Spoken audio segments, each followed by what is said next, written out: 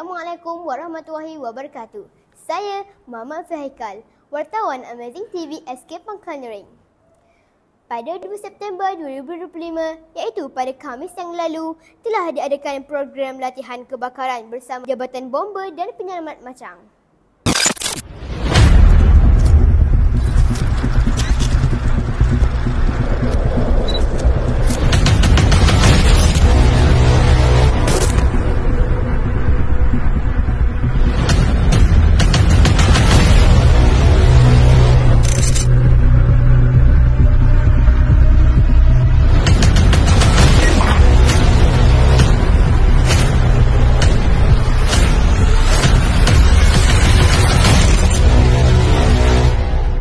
Program ini melibatkan semua murid dari tahap 1 dan 2 serta seluruh warga SK Pangkal Nerang.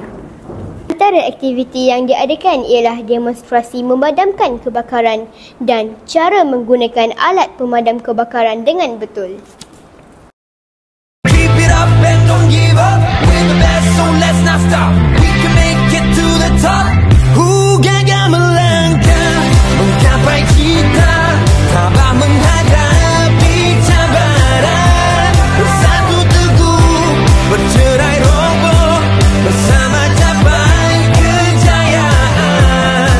Oh, jiwa membara. Sekian dari saya, kru Amazing TV SK Pangkal Nerang untuk laporan kali ini.